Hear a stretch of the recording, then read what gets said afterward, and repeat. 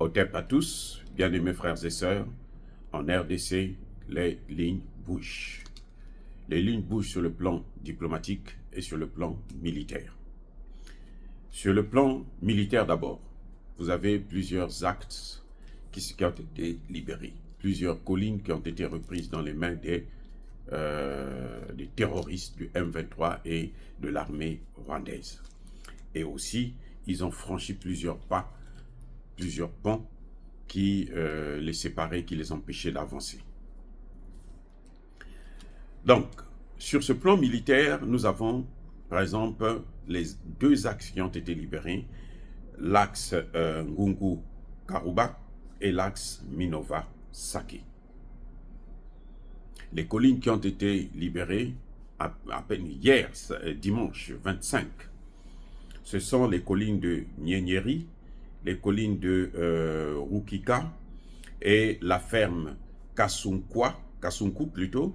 Il y a aussi la colline de Kangano, la colline de Ndumba, la colline de Munanira, la colline de Kiluku et aussi la colline de Ino plutôt. Les FARDC qu'ils étaient ont traversé plusieurs ponts qui les séparaient des M23.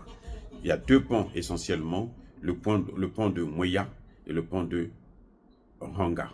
Il y a eu plusieurs combats pour en arriver là. C'était des combats très, très, très intenses. Mais en tout cas, les Wazalendo sont tellement performants. L'armée congolaise est en train de aussi monter en puissance, surtout avec l'assistance des troupes sud-africaines. Et c'est ça qui nous amène justement sur le plan diplomatique. L'Afrique du Sud rentre dans le jeu. L'Afrique du Sud n'est pas un pays que les Américains peuvent aujourd'hui manipuler comme ils veulent. Eh oui, l'Afrique du Sud, ce n'est pas l'Angola. Vous savez que l'Angola, c'est un pion des Américains. C'est un pays larbin qui est soumis aux États-Unis d'Amérique. C'est pour ça que vous avez vu tous les grands les leaders américains, ils vont là-bas en Angola. L'Angola a oublié que pour son indépendance, ce sont les Américains qui voulaient qu'on puisse continuer à coloniser l'Angola. Ce sont les Américains qui soutenaient Savimbi et qui a fait beaucoup, beaucoup de massacres. Et ce sont les Russes, en tout cas de l'ex-URSS, qui ont soutenu l'Angola pour son indépendance. Mais Joao Lourenço a oublié ça parce qu'ils sont encore dans l'ancien monde, le monde unipolaire. Ils ne comprennent pas.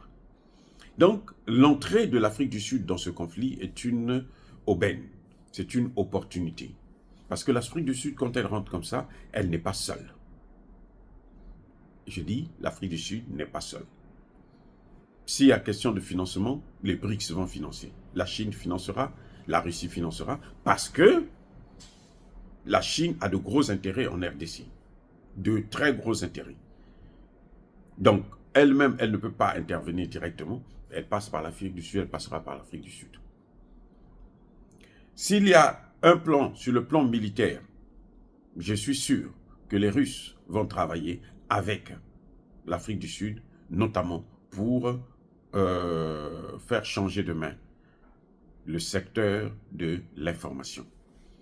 Il faut que le Congo puisse changer de partenaire en ce qui concerne le renseignement, mais aussi en ce qui concerne le militaire, parce que c'est ce que la population demande. Nous, population africaine, nous demandons à ce qu'on puisse lâcher les Occidentaux et changer de partenaire pour se tourner vers les Russes.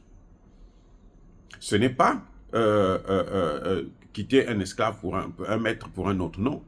Parce que les Russes ne nous ont jamais exploités, ils ne nous ont jamais colonisés. Ils ont des intérêts, nous avons des intérêts, nous collaborons. Pendant la Seconde Guerre mondiale, on n'a pas reproché à la France de venir prendre des Africains pour l'aider. On n'a pas dit à la France que non, vous ne pouvez pas aller prendre vos colonies, vous vous rabaissez. Par exemple, vous voyez.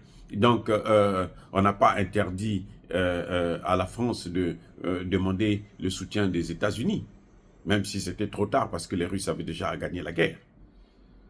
Donc, je ne vois pas quel est le reproche, pourquoi ça va être un crime que nous puissions, nous, maintenant, travailler avec les Russes. Nous puissions, nous, solliciter la main tendue de la Russie.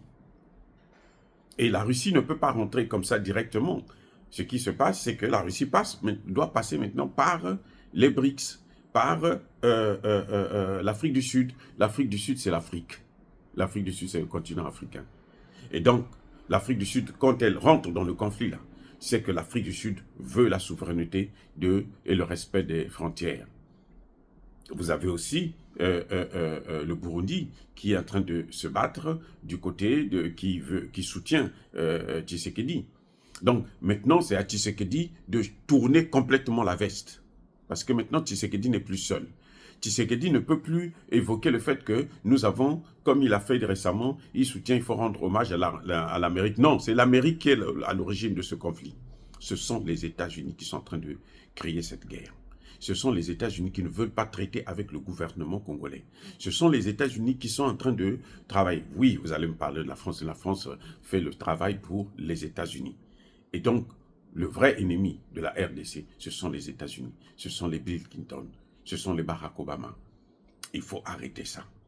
Et la seule façon de l'arrêter, c'est qu'on se tourne vers d'autres partenaires. Ça, c'est le point essentiel. D'autres partenaires. La mobilisation générale des soldats, des jeunes Congolais sur l'ensemble du territoire. Nous devons avoir une armée de plus d'1 million, ou sinon 2 millions de militaires, seulement les militaires. Parce que le Congo, n'oubliez pas, il a 9 frontières, et ces 9 frontières-là peuvent être manipulées par les États-Unis pour pouvoir déstabiliser le Congo. Alors, il faut mobiliser, et c'est maintenant qu'il faut le faire. Il faut acheter des armes. Il faut acheter des armes, mais alors prendre toutes les ressources naturelles pour acheter les armes. Stopper tout ce qui est augmentation des salaires des députés et autres. Ce qui compte pour nous, ce qui est important pour nous, c'est acheter des armes.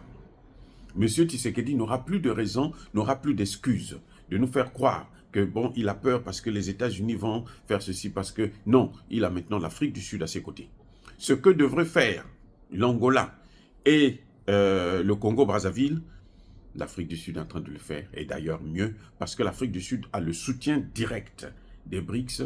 L'Afrique du Sud, la présence de l'Afrique du Sud, ça montre que les BRICS sont maintenant impliqués. Et c'est ça l'erreur des Américains et de l'Union européenne. Les Européens ont toujours pensé que l'Afrique leur appartenait. Maintenant, l'Afrique veut reprendre son destin en main. Dire cela, c'est inciter à la haine ou à la violence. Non. Yaba, colère, veille, malembe. Encore une fois de plus, bien-aimés frères et sœurs, je persiste et je signe. Soyez bénis, soyez abondamment bénis par le Dieu des Kémites et par nos ancêtres angélisés. Mais que tous ceux qui persécutent le continent africain le pillent et le déstabilisent. Qu'ils soient noirs, blancs, chinois, arabes, juifs, indiens, qui qu'ils soient punis, maudits, foudroyés, neutralisés, écrasés, effacés par le Dieu des Kémites et par nos ancêtres angélisés. Vive l'Afrique éternelle, j'ai dit et j'assume.